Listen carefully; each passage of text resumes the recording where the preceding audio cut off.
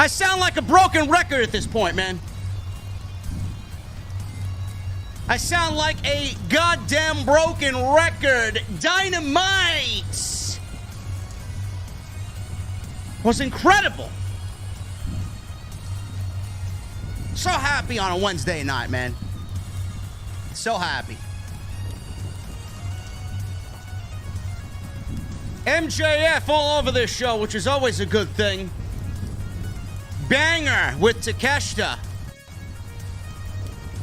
And then he goes into story mode and tells us about his Camero and somebody that he knows by the name of Liv. What a story it was. Bryan Danielson and Roosh. Oh my goodness. Oh my goodness. If that ain't on your match of the year list at the end of the year, I don't know what could possibly be there. What a match. Unbelievable. And the Gunn Club shocked the world. But no turn for Daddy Ass. I wonder why. Where are we going with the Tag Team Championships?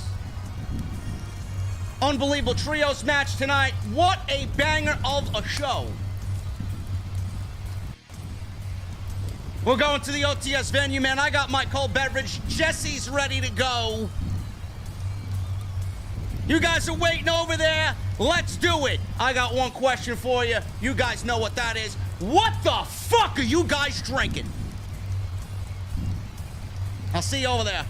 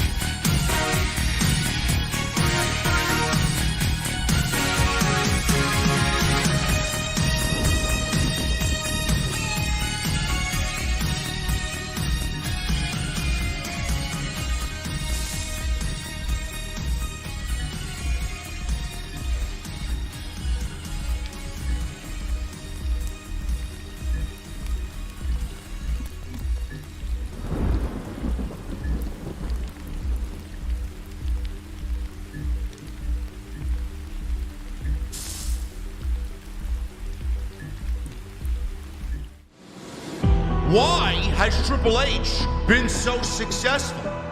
Why is Triple H running WWE better than Vince McMahon and Bruce Pritchard on Monday and Friday night? Long-term booking.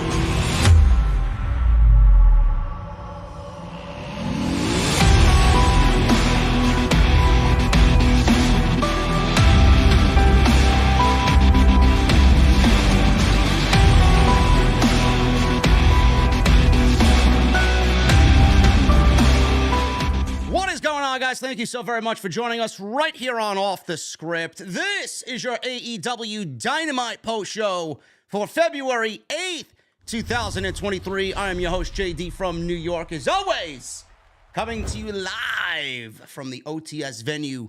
Thank you guys so very much for joining us on your Wednesday evenings, wherever you may be. Shout out to my guy, Big Hodge, in the chat. Look at this guy over here, man. Big Hodge in the chat, man. Everybody's hyped tonight. There we go.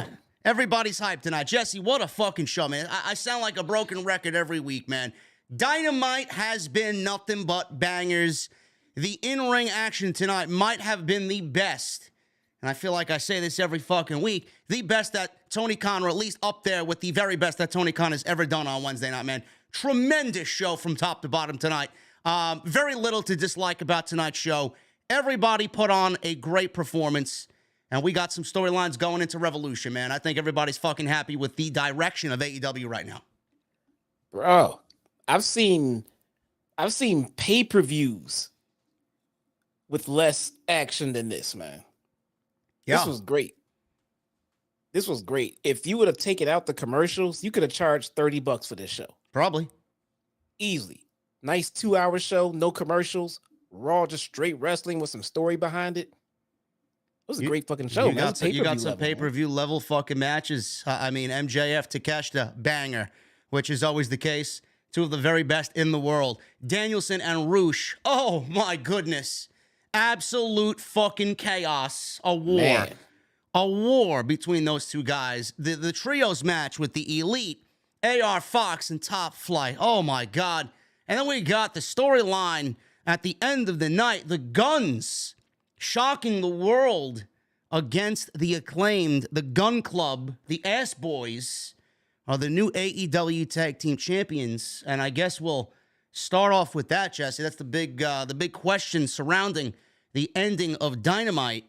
Now, I know you and I had talked about this in the weeks leading up to tonight's match, and we all kind of assumed that the proper direction would be Daddy S turning on the Acclaimed and joining his sons once again. But tonight, we didn't get that.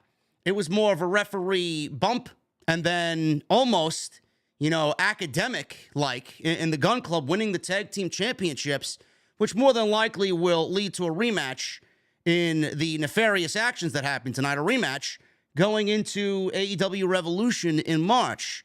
Now, I know everybody is upset. El Paso was upset, but I'm not upset at this decision. I don't know why Billy Gunn didn't turn, or at least not yet. Maybe they're saving it for the pay-per-view because it kind of feels like something's brewing there, or maybe we could just be completely off, but I'm okay with this decision, bro. I really am. The Acclaimed are so over. They are bulletproof at this point. And the Guns, they have grown on me so much that I'm okay with them going into the pay-per-view as tag team champions. Yeah, no, I saw the complaining about it, and I'm okay with the decision to put the titles on the Guns. I really am. I mean, even though the Acclaim are, over and super hot and everything else, it does feel like, I don't want to say that they've gotten stale, but it just seems like their climb to become champions is a lot more interesting than what they're doing with the titles. And it just feels like if they lost them for a little bit and refocused and get that chase back and that drive back, I think that'll get them even more over. And yeah, like I said, me and you pitched them, I'm losing, but it was, I pitched it being because of a Billy Gunn turn. Now, it just seems like they just won clean. I mean, I know there was fuckery and everything else, and the ref wasn't looking, and I see all that shit. But still, if you're a dominant champion, you're supposed to overcome all of that shit. That should be nothing. Yeah. That shit could have had happens, but you can't expect Billy Gunn to turn on you. I can see what maybe they did to wait and have the turn happen at the pay-per-view, because that would give a reason to extend the Guns title run, because everyone would expect the Acclaim to get it back at the pay-per-view, but then they don't, because then Billy Gunn turns on them maybe. That's what I'm feeling is going to happen. Yeah, I could see that happening. Because I think the Acclaim going into the pay-per-view, and winning the championships back in 3 weeks, bro, that's a terrible decision. That's bad. That is the one thing I don't want to have happen, because then you shouldn't have taken the titles off of them tonight. Yeah. Yeah, no, I agree. Lose them now, go into the pay-per-view, heel turn by Billy Gunn, and if they chase for another few months and then win them back at the next pay-per-view, I am actually okay with that. Yeah. We can start off a little bit of redemption road back to the bottom for the Acclaim, and then come closer to the next pay-per-view, build it back up, and then get back at it again. So I can see that. That could be an option. I'm thinking, I know they're not on TV right now. I hope they end up staying with the company. FTR is also an option because there's a built-in storyline there with FTR and the Guns. I'm thinking ahead on that, so don't mind me. But I honestly think that the turn that everybody expected tonight is probably going to be the catalyst for this feud going into the pay-per-view. And I honestly think that will be a big moment when that happens, because Daddy Ass right now is synonymous with the Acclaimed, and everybody loves the Acclaimed legitimately. Just not a catchphrase. So when they do see that moment happening, it will be a shocker, to say the least. Jesse, the Acclaimed have, I don't want to say they've fallen victim to AEW's babyface curse, but how do you feel after tonight? I mean, they didn't really do much with the Tag Team Championships as far as in-ring. I know they beat Swerve and Keith Lee, which was, I thought, a very good program between those two teams. It almost seemingly looks like every time a babyface gets a title in AEW, they kind of hit a brick wall. Did that happen with the Acclaimed? And how do you feel about their tag team title run after dropping the titles to the Gun Club tonight? Yeah, it's almost like someone here called that a long time ago. Yeah. And was called crazy by the chat and everything. Here we are. Hashtag Jesse was right. This fucking guy. So, but yeah, so it did feel like that creatively. I don't want to say the momentum, because everywhere they went, the Acclaim was still over as fuck. You know what I'm saying? So that was never the case. But it does feel like that their matches and feuds could have been booked a little bit more, with a little bit more excitement to them. You know, once they get the titles, the in-ring action slowed down. It became more promos and comedy bits, and that's just not the way to do it. With a team like the Acclaim, I like to compare them a lot to I like to compare them to being AEW's New Day. All right. And the New Day is over as fuck. And WWE can't seem to get this right either. I'm hoping AEW can. There needs to be a nice balance of the Acclaim's comedy with their in-ring work, because their in-ring work is just as good as their fucking mic skills and comedies. Yep. I don't want to see one more than the other, especially not the comedy more than the in-ring work. So it's just as important to build their matches and their feuds just as high as they do their promos and stuff like that. Yeah, I don't think they were on the level of the New Day as far as comedy, but I do get what you're saying. Hopefully this brings out a little bit more of that seriousness, because I've always said this about the New Day. When they're serious, they are a legit fucking threat. I think they are great when they're serious, and they put on bangers as well when they are serious. Hopefully that is the same way with the Acclaim. They should lead to a little bit more of a serious Acclaimed, because they didn't really, you know, they probably wanted to, but it was kind of thrown at them, and they got blindsided because Daddy Ass Billy Gunn made this match without really discussing it beforehand. It was like in the moment, on the fly, right there last week. Yeah, you're going to defend the Tag Team Championships, and I'm going to give these guys what they want. Almost as if he was acting in favor of the Gun Club. So, I mean, the storyline is certainly pointing to them being frustrated. Anthony Bowen's in the back with Renee. She looked at Billy Gunn, and interviewed him, and then Anthony Bowens was kind of looking at, you know, Billy Gunn in a way where he was like, you know, we don't really want to be here right now. It is kind of a joint decision, but Billy made it on his own without us at first, and we kind of came to a conclusion together. So there is little subtle teases in there that it could be leading to what we're talking about at the pay-per-view. But if it doesn't happen at the pay-per-view, where do we go? I mean, it's seemingly looking like the only option. Yeah, if we don't get a Billy Gunn turn at the pay-per-view with the Ass Boys winning or retaining, I'm not too sure what the purpose of this was. No. If that doesn't happen, then the titles just sort of stay on the Acclaim tonight. Yep. And I mean, to me, it would protect the Acclaimed big time if that does happen. Build as much sympathy as you can for them for whatever comes next, because you don't want to have it feel like you took the belts off of them to put them on the Gun Club and it was all for nothing. There's got to be a serious reason why you did that.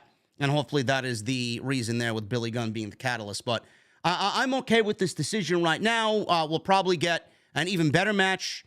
Not that the match tonight was bad or anything, but it was basically about all the ending and what happened in the ending there. But we'll get this match to the pay-per-view. It will be even better at Revolution.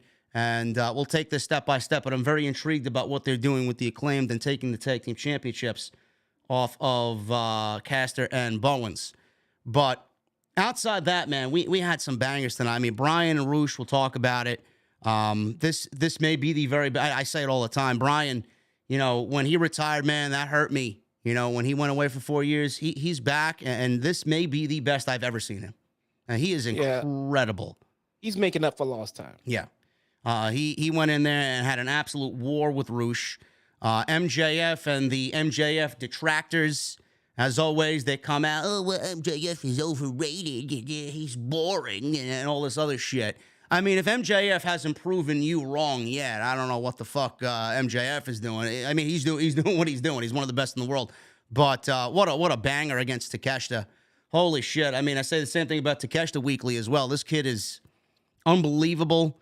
That was a great open to Dynamite. We got the trios match with the Elite and AR Fox. They continue, Top Flight and AR Fox, to look impressive.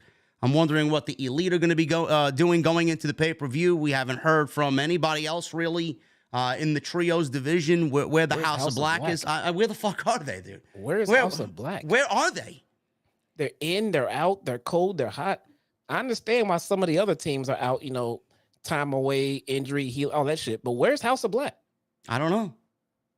I mean, the trios division is actually looking better than the tag team division.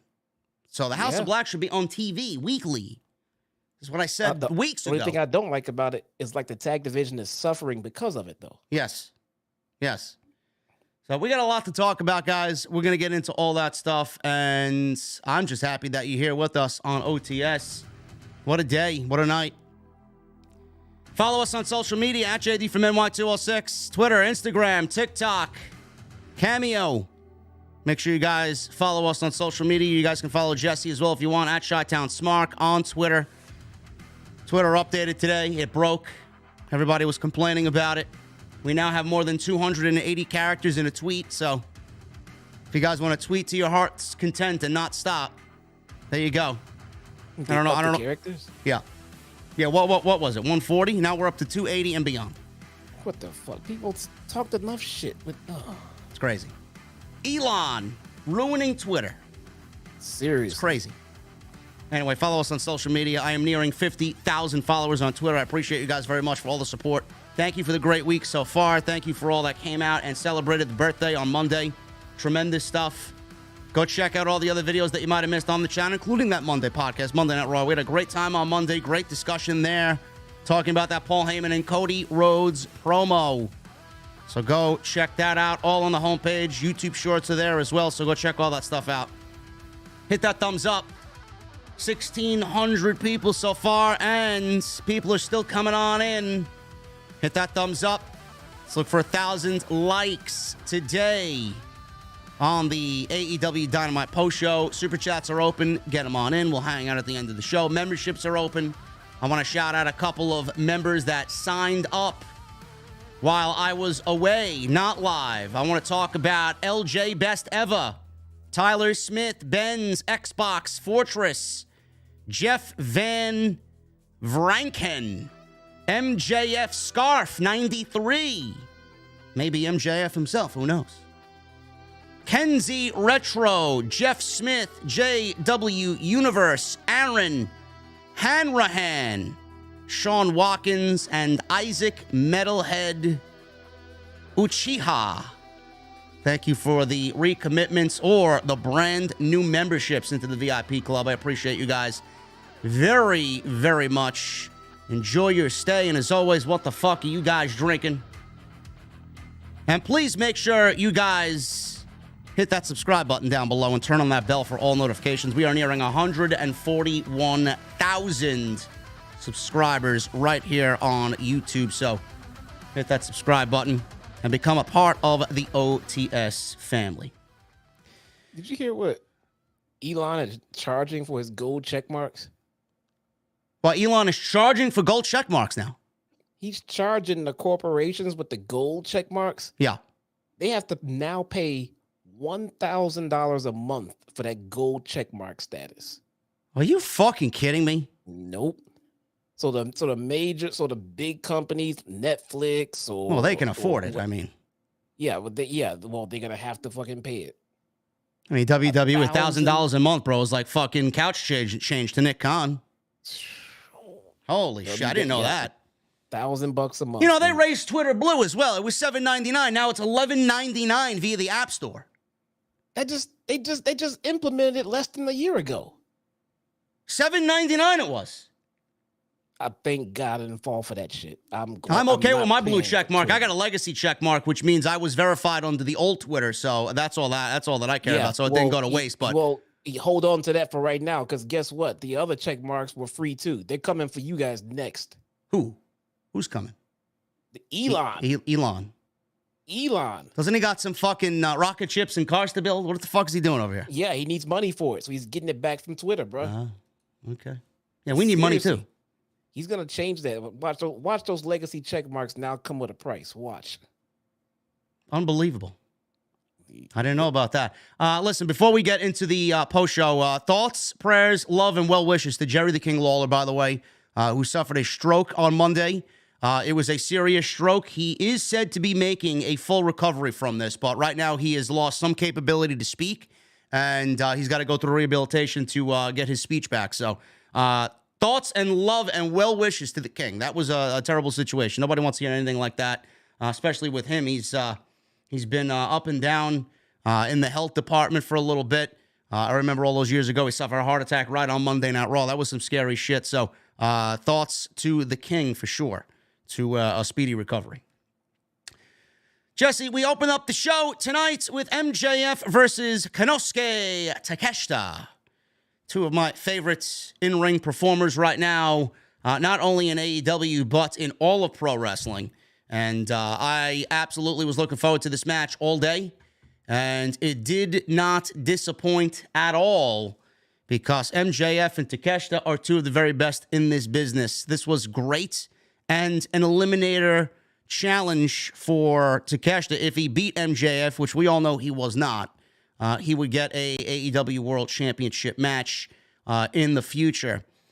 Now, bro, MJF, I mean, we talk about MJF like he's my fucking next door neighbor, but he is absolutely incredible. Everything that he says that he is. And he pulled out a couple of fucking things in this match that I didn't think MJF was capable of, man. Like that flip off the top rope. I don't know if I was watching MJF or fucking Ricochet out there. Holy shit. No, I mean, all the detractors, man. I mean, if MJF has any detractors still, I mean, these people are fucking mentally challenged. I mean, ridiculous. Oh, he does. They found my Twitter timeline tonight. Somehow they discovered me. I put this guy over in a couple of tweets, and all I found were WWE stands in my Twitter timeline, man. Oh, well, you're an AEW mark. MJF is boring.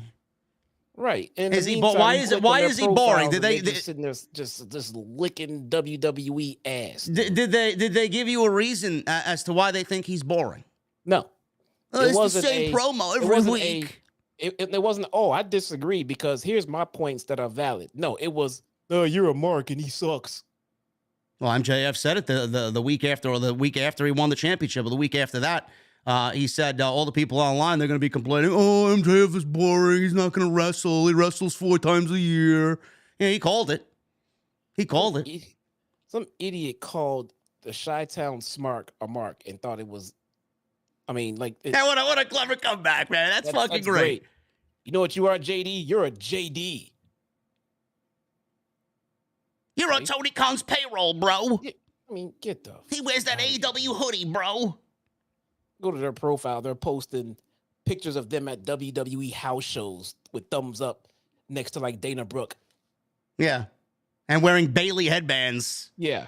Fuck out of here. Fucking geeks. Listen, MJF, Takeshita, we'll talk about it, but something's happening on social media, bro. I don't know if you were paying attention. Eddie Kingston's going off on MJF a lot lately, man, for the last 24 hours. Are we setting this up for a future program, man? It could be that we are looking at an Eddie Kingston and MJF program going into Double or Nothing, and I am all for it. Look, bro, I don't know in what world Tony Khan would be protecting MJF in a feud or a promo. So... Now, it's not to say they won't become a feud, but it just seems like it might be built out of a shoot. Yeah.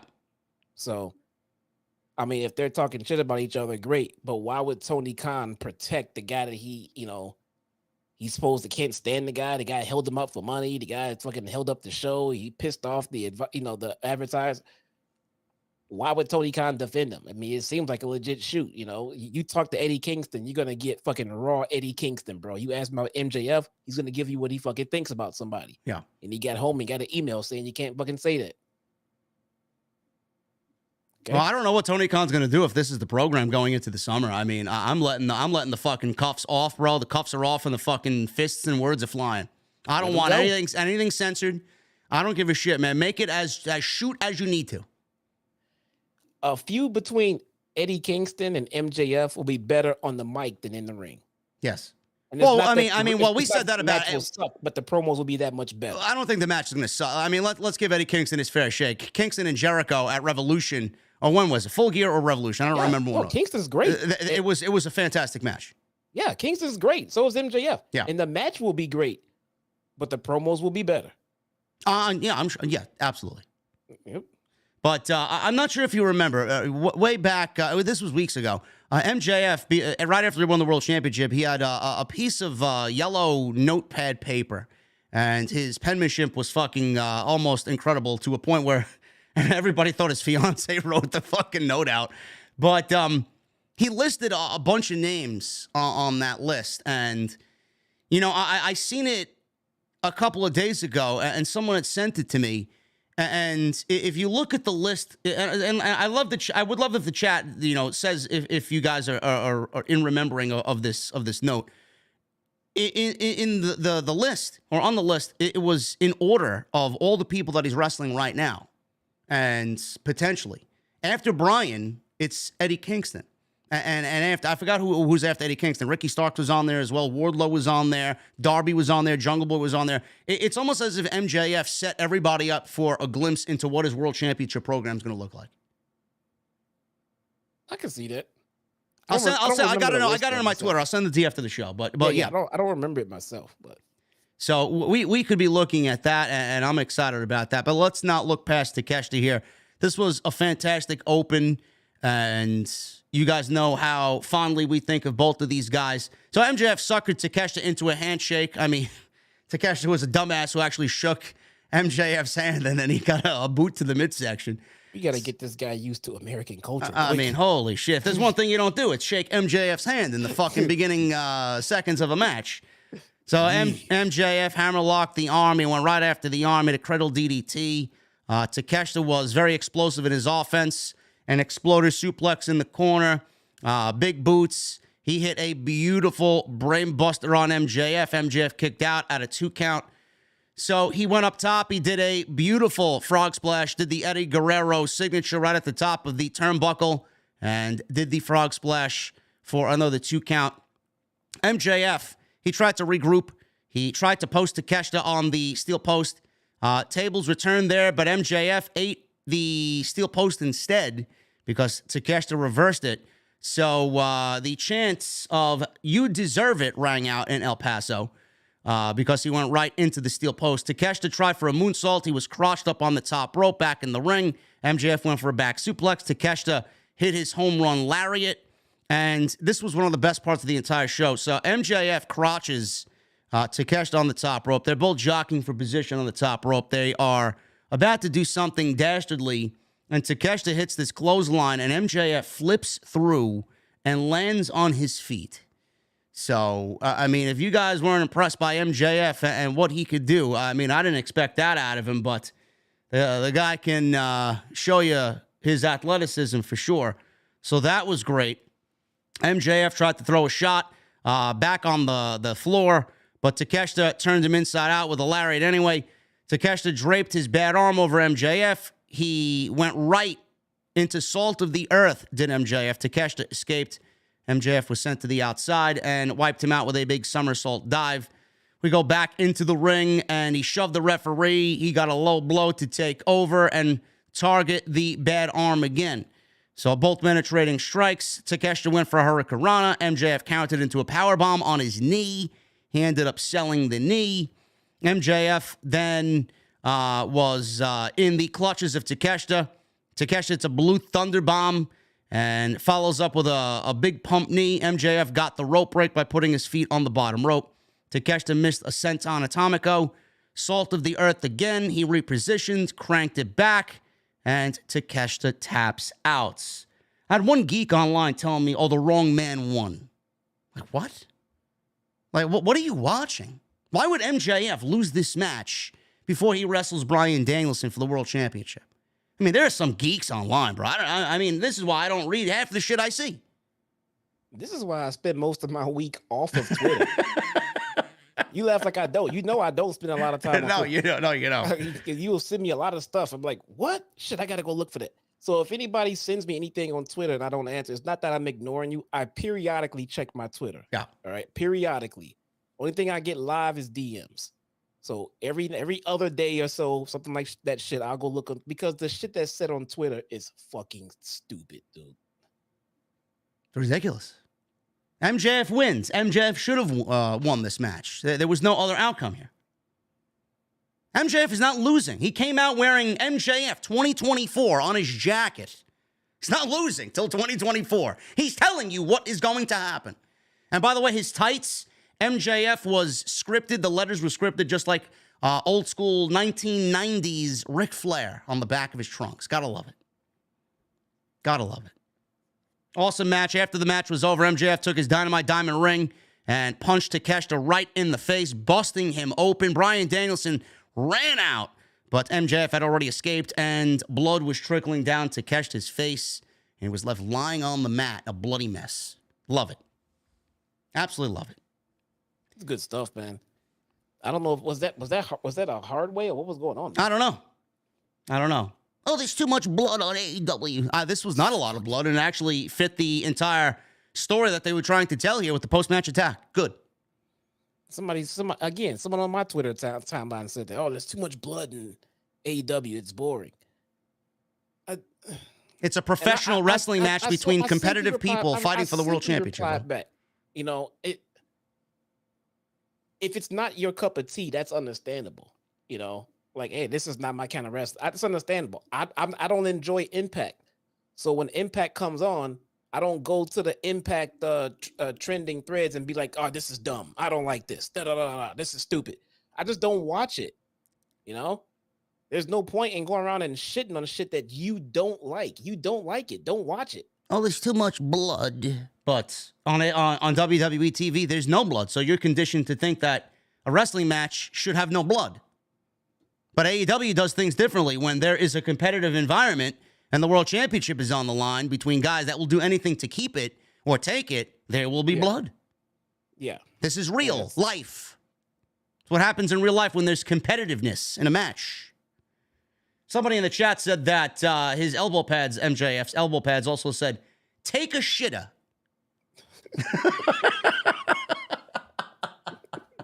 I mean, would you expect anything else from MJF, man? You gotta love him. Guy's an asshole. I started following MJF's mom. Like, she hates him more than we do. Well, I don't know. So fucking hilarious, man. Sinister Classic, thank you for the new membership, brother. The fuck are you drinking tonight, man? Sinister Classic becomes a VIP right here on OTS. You guys can become like Sinister Classic and hit that join button down below. Got some cool shit coming up in the coming weeks. My mother's basement. It's coming soon. How do you guys like my new camera, man? Do I look good? Let me see.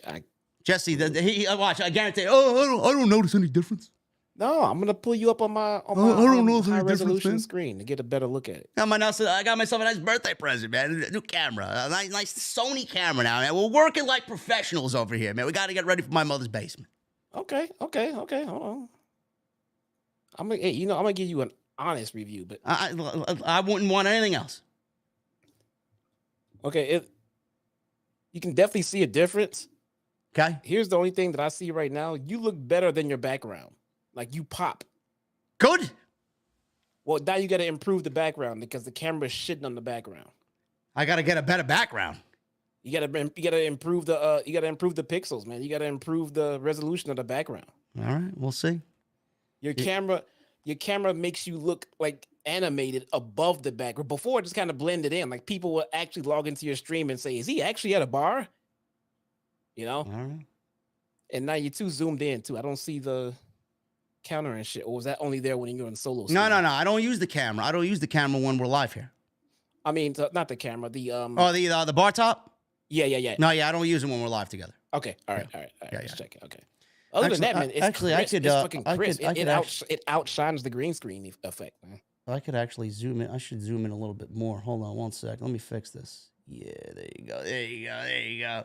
Yeah, all right. Thank you guys, man. And listen, you give back to me, I give back to you. That's how it works here. We got a Samoa Joe video package talking about regaining the TNT title last week. He mentions Wardlow wanting to take his TNT title from him, but he'll take everything from Wardlow in return. So I'm assuming we're getting this match at the pay-per-view like we said last week. He said Darby was a worthy adversary, but Wardlow is not. And he talked about how Wardlow is the type of competitor who is ambitious and who needs to be put down. Wardlow has many secrets, and he will expose them and take everything from him. I don't know, man. Is Wardlow taking that title? I would assume so, right? No, man. Wardlow's not taking the title. No, I don't think he is. So you think Samoa Joe's going to beat Wardlow at Revolution? I do. Because if Wardlow wins the title back, everything that's happened over the last few months with that title looks even worse than it does already. Even worse. The more you hotshot that shit, it just looks worse. Just let it stay put. Just let Joe keep it. It should have stayed on Darby. Maybe Darby had to give it up to go away for a little bit or something. I don't know. It's fine. But stop changing that fucking title so much. Relax. I don't know, man. Well, listen, build something interesting over time and then do a big payoff. It's one of my many complaints about the TNT title, man. Back and forth. I don't know. We'll see what happens. I'm looking forward to the match because I know Joe and Wardlow are great. But the TNT title is not in a great state right now on AEW television. Speaking of titles that are in certain states, I mean, the Women's Championship seems to be in good hands, like you said, Jesse, to me via text during the show. Jamie Hayter, the AEW Women's Champion, is doing a tremendous job with that championship. She's out there with Britt Baker. Hi, Brittany in HD. How you doing? 4K, maybe. I don't know if I'm in 4K. 4K, JD saying hello to Britt Baker. How you doing? That's great, right? Rebel, how you doing, Rebel? You know, listen, man, we're doing good here. I like what they're doing, man. Yeah, listen, we're doing good. She went up against the Bunny. Penelope Ford is out there with the Bunny. Bro, listen, your boy, the Butcher, shaved his hair. He looks even more fucking menacing than he did before. Yeah, I know. I saw him on Dark, man. He looks vicious. The better he looks, the more I get upset that they're not being pushed seriously. Well, let's get them on. Let's get them some momentum and get them back to TV, man. They got a decent pop when they came out tonight. Get them in the tag title pick. You have a tag division that needs help, and you got Butcher and Blade out there looking like beasts with the Bunny too. They look great together, all three of them. Yeah. What's Kip Sabian and Penelope Ford doing out there? Are they all mingling now? I don't watch Dark. I mean, you may be the only person here that watches Dark in the chat. What's going on there? Why are they mingling together? Man, Butcher and Blade are awesome, man.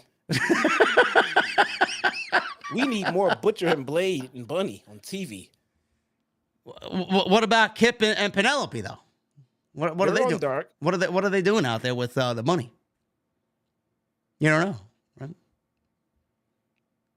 No answer. Butcher and Blade look fucking great, man. Listen, this is why I don't watch Dark.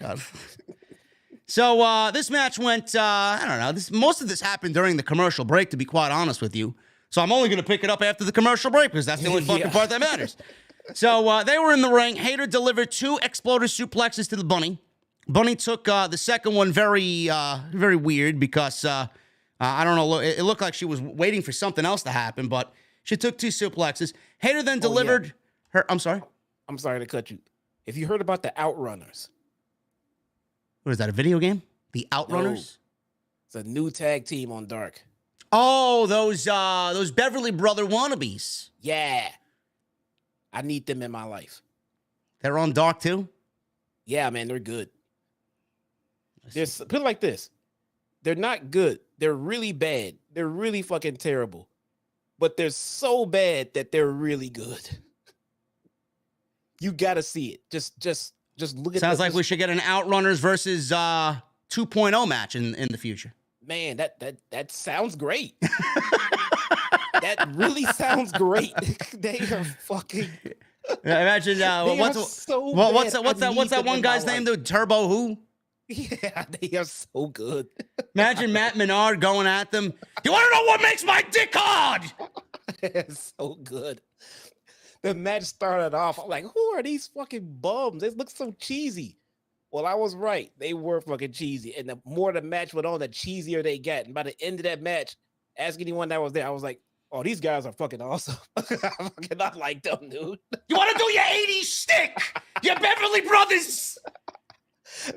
It was so good. It was so good.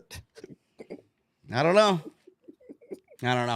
So Hayter, she delivered Haterade. I'd like to try some Haterade, bro. Oh, God. I'm 1, 2, 3. That was it. It was basically after the commercial. It was very quick for Jamie Hayter to retain the title here. Or this was an eliminator match. Never mind a title match. Bunny grabbed at her face, and that was basically it. Nothing else happened. 7 minutes, and Hayter's out there. The ladies got a nice 8:30 spot instead of a 9:30, and we got Jamie Hayter walking in and dominating as usual. You see, fucking. Are you paying attention to Jamie Hayter's pops and reactions when she comes out? Yeah, she got a huge pop when she came out. I mean, she's up there with Pop of the Night almost every fucking city, man. Jamie Hayter is getting over as fuck right now, and pretty much all through her in-ring work, man. You know, one thing, yes, she is. Absolutely. She is, she's very good at what she does, and I love that strong. She wrestles like a fucking wrestler. That's why I like Jamie Hayter. You know, she doesn't wrestle with this fluff. She doesn't wrestle like, oh my God, I'm going to break a nail. Yes. Oh my God, my hair extension came out. Her movement is fucking fluid. It's not like she's out there concentrated. Some women go out there and it looks like they're counting their steps between the fucking rope bounces when they run the ropes. Jamie Hayter it all looks natural. It all looks fucking great. She's making her opponents look just as good as her. I'm enjoying every Jamie Hayter match right about now, man. Yeah, it's looking very good for Jamie Hayter right now. Listen, I wanna call upon some of the people that and they may be listening or not. I mean, I don't really give a shit, but a lot of people think that Jesse and I are praising the AEW women's division and Britt Baker specifically and her camp because they called me out around Halloween last year, and now everybody thinks I'm like buckling down and I'm being nice because I got called out. No, that's not how we work. We shit on them for like a few more months after that. If the division was terrible and the story progression was terrible and everything that they were doing was terrible, you can better fucking believe it. I swear on my grandfather's tomb that this would be fucking Jesse and I shitting and criticizing everything about what they're doing. I don't give a shit what they said about me, but I'm going to call out what's good, and I'm going to call out what's bad, and Britt Baker and everybody else associated with this women's outsiders versus the original storyline is doing it right. I'm enjoying what's going on right now, and like I said, you know, I was very guilty, and Jesse was very guilty pushing the narrative about, you know, Britt Baker being all selfish and this and that. It's her division, and she's favorites and of Tony Khan and all this other shit. But you know, you notice the little things that Britt Baker is doing now, and I know you called it out last week as well, Jesse. I want to reiterate it again because it was something I paid attention to. Jamie Hayter came out by herself for a good 10 seconds and stood on the ramp, pyro going off, and then you saw Britt Baker and Rebel come out and they stood behind Jamie Hayter. Not the other way around. It's not Britt Baker out in front and Jamie Hayter is following Britt Baker, who, you know, is not the champion. Meanwhile, Jamie Hayter's the champion and she's got to live in the shadow of Britt Baker. It's not that way. And I appreciate that because we thought it was the other way, and it's not, and I like it. Yeah, dude, look, I've said this countless times on here, and I can't keep saying it, but I mean, if we're gonna call what we see, and it might not be, you know, what everyone likes or wants to hear, or it might be. Either way, if it is what you want to hear, I'm not saying it because you want to hear it. And if it's not what you want to hear, I'm not saying it just to piss you off. I'm just calling it like I fucking see it, man. that shit happened, and we were still talking about shit that we didn't like with Britt Baker. And then the shit started to change, and then I started to like it. And the second you like something, people look, guys, if you come here every week and come to our streams, everything else, you know, I'm not gonna sugarcoat shit. And a lot of shit that we say makes people upset. And I get that. And I try to, you know, be as real as I can without being fake about this shit. But I don't mean to insult people. I'm just giving my fucking opinions here. Yeah. So let's dead that narrative as well. If it sucks, we'll say so. If it's good, we'll say so. And we are very fair and balanced. Toni Storm, speaking of the ladies, Toni Storm and Saraya were backstage. Saraya interrupted Renee as she brought up Hayter winning. Saraya then invited Leva Bates, who was standing in the corner, I guess, for whatever reason. And she joined both of these ladies on camera. And then Toni Storm knocked her down and stomped on her. Saraya sprayed her white t-shirt with a green L for loser. Saraya says they're not here to make friends in AEW. Now, two things here. Number one, I think we can really just kind of put the NWO references away, please. I mean, when you start doing shit like that, I mean, we've seen that 1,000 fucking times. Let's go a little bit more of an original route here instead of spray painting shit on people's bodies. We've seen that, done that, been there, whatever. Number two, Saraya, bro, much better as a heel. I think she's great as a heel. It's just a little bit more natural to her, to me, because that's the way I see her in real life, and it just comes through the camera, comes off on TV a lot better than if she's a babyface. Yes, and Toni Storm, polar opposite. Yeah, I mean, she's just there. She's just, it kind of feels that Tony's tagging along.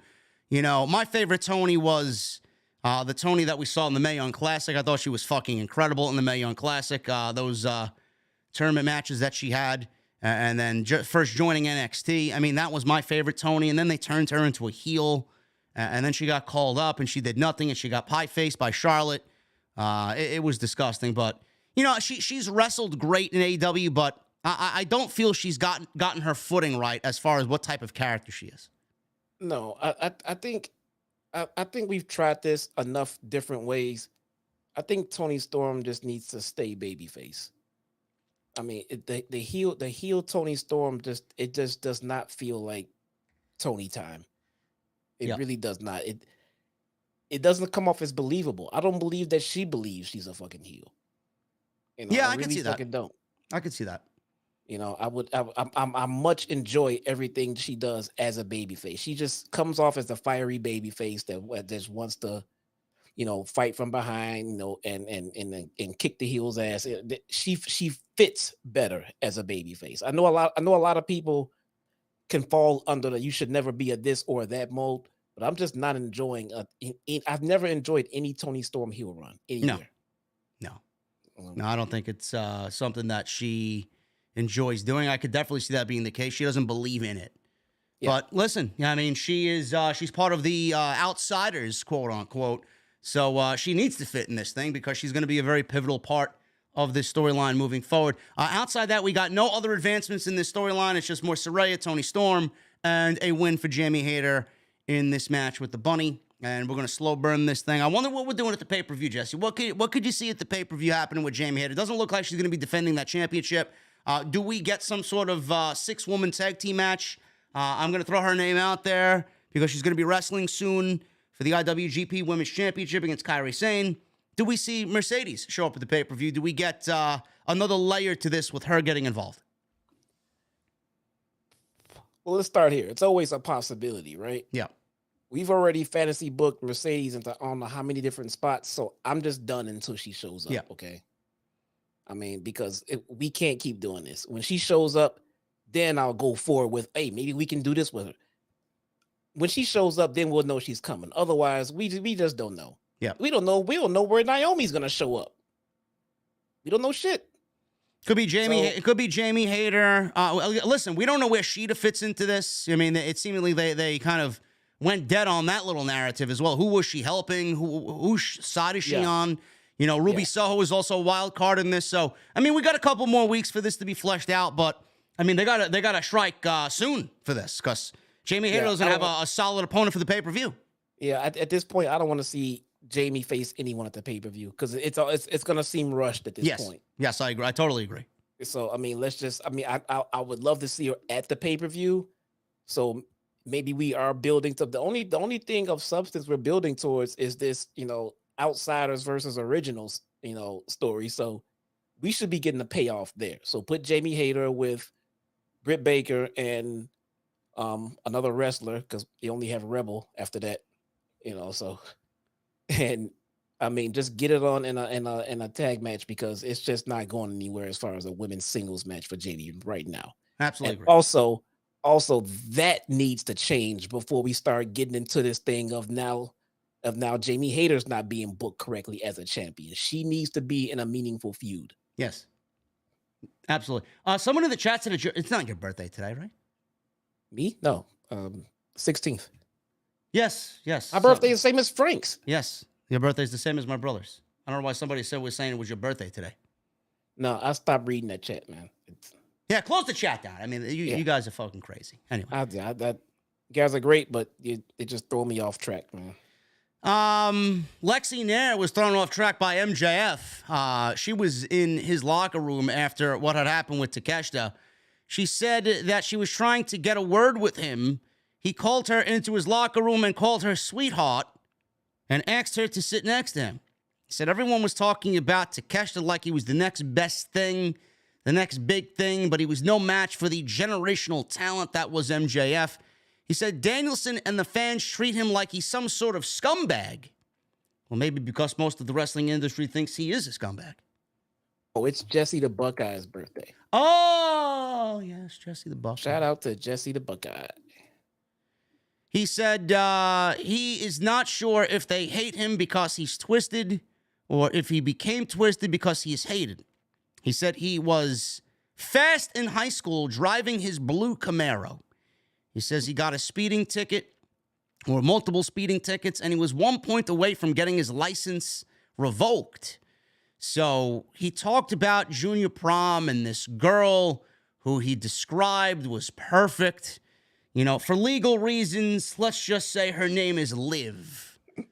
So everybody was like, oh, shit, where's this going? He described somebody with brown hair and brown skin, tan skin. Liv Morgan's blonde, and she's, from New Jersey, and she doesn't have brown skin. But, the fact that he said Liv, and everybody started tweeting the picture of MJF and Liv Morgan from last year when they were arm in arm. I'm sure he got Liv Morgan trending, and she looked on social media tonight and said, what the fuck did this guy do tonight? What the fuck did he say now? Unbelievable. So he mentioned this girl, Liv. He said this girl was perfect. He said that he took her for a ride in the Camaro, and then she gave him oral sex, and then he signaled with his tongue in his cheek as he didn't really say that, but he gave you a nice, vivid GIF of what he was doing, or what she was doing, rather. He said he went to put his foot on the brakes, but he hit the accelerator. He said he hit a telephone pole going 90 miles an hour. He said his hands were covered in blood, and his girl's head cracked the windshield. He said police sirens began to roar. He said at that moment he found out what kind of man he is. He said he grabbed her lifeless body, switched seats with her, so the cops thought she was driving. He yelled that the history books sees winners and losers, and the history books don't care how you get the job done. What a weird, demented, and sick story, bro, to describe to everybody how you get the job done and how you make it through life, bro. I mean, this was one of the more bizarre promos that he cut, but, I mean, he could sit there for 2 hours and fucking go story time, and I'll listen to him. I was just sitting there staring and watching. What happened next? This guy framed fucking vehicular manslaughter on some poor fucking schmuck named Liv. I mean, I don't know. I have my doubts and reserve that Camaro RS and that picture he posted went 90 miles an hour. Was it even his Camaro? I mean, he's photographed next to the Camaro. Man. Just like how my car is a virtual car, bro. It's a CGI car, Was that CGI? V6. He had a V6 Camaro going 90 miles an hour. You know, you got to be pushing that motherfucker really hard. Why? They struggled reaching 90 miles an hour? They ain't the fastest of Camaros, bro. No? They'll get there. It just take a long time. So he talks about how to get the job done. He said, the world will learn Danielson doesn't have what it takes to get the job done. He starts yelling. He says he will not earn a title match as he'll come up short before that. He says he is a scumbag and he is damn proud of being a scumbag. Excalibur then said it's official. MJF is the worst person in the world. I don't know. This was a tremendous story. Liv and MJF, bro. Story of Liv, not Morgan, and MJF. Yeah, not Liv Morgan. Anyway, was a good story. It was a good story. It was a fucking demented way we got there to get his point across, but I liked it. I like it. You're a dick. We get it. Yes. Okay. That's the whole point. He's a scumbag, and that's it. That's the moral of the story. This Iron Man match is gonna be fucking great. I can't wait to see this. The 60 minutes, bro. This pay-per-view is gonna end at like 2:00 in the morning Eastern time.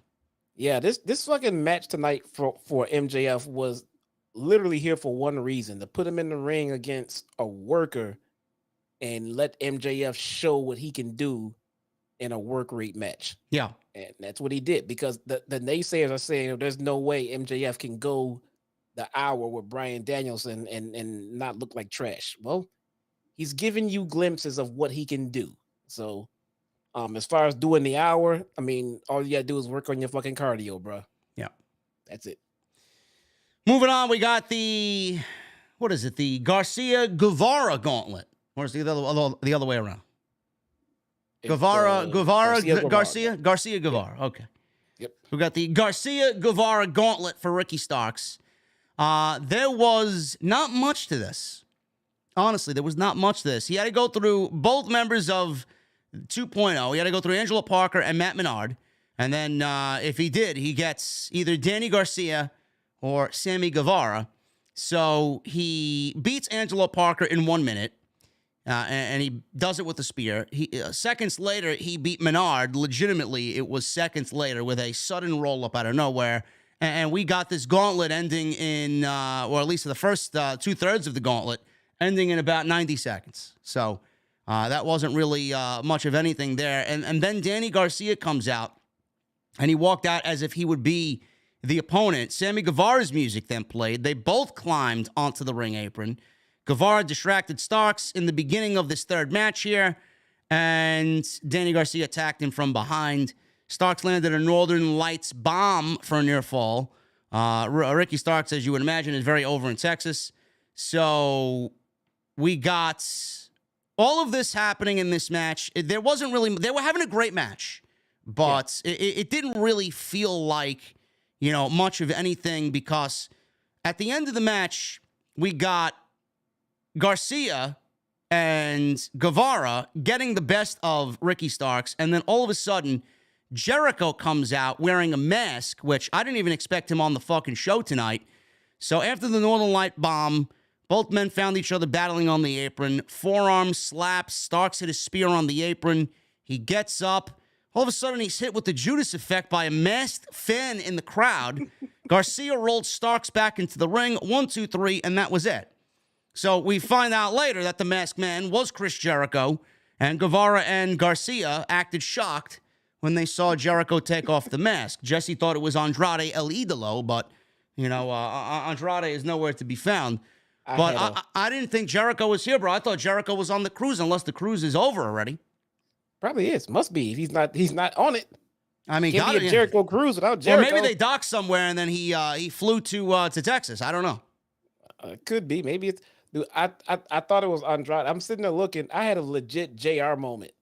I was like, "Is that Andrade?" Like, no, it doesn't. It's not big enough for Andrade. But I thought it was it. And he pulled off, and it was Jericho. I was like, "Oh, son of a bitch!" Yeah. I thought it was fucking Andrade. He got me. He fucking got me, man. So Jericho comes out wearing this mask, Judas effect, 1, 2, 3, and that's it. I know a lot of people, and this is the narrative that I seen from last week to this week, and the narrative is, why does Ricky Starks need to go through this gauntlet And why does he want Chris Jericho so badly when he already owns a victory over Chris Jericho, bro? Clean.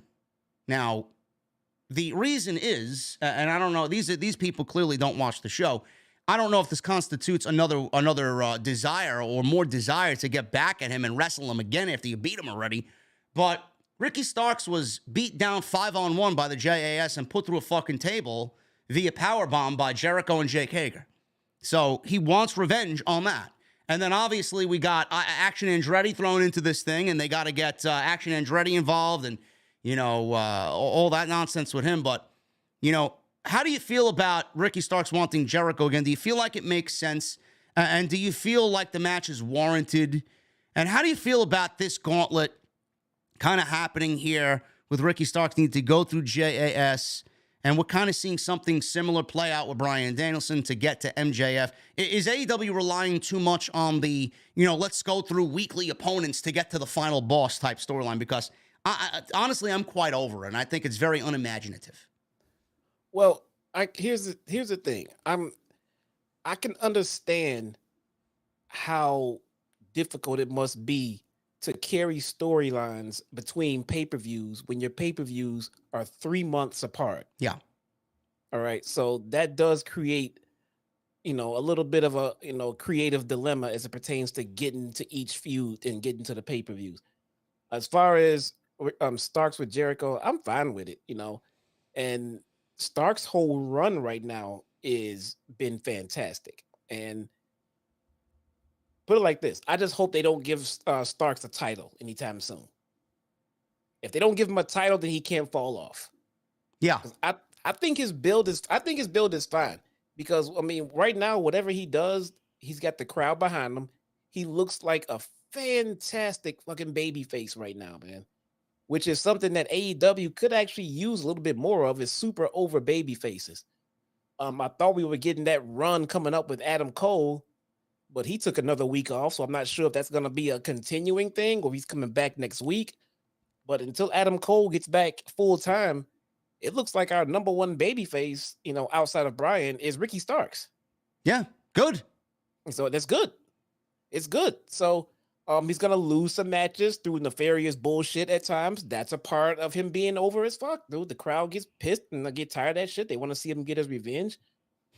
The way that they're booking it, I don't mind it. I don't mind seeing Jericho and how Ricky can get to him, because Jericho can be a fucking dick and people will not mind wanting to see someone finally get to him. So right now I'm good with it.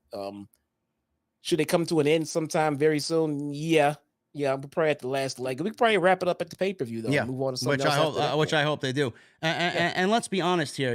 Ricky Starks being put over by Chris Jericho. Was he put over by Chris Jericho in that one match on Dynamite at the beginning of January? Yes.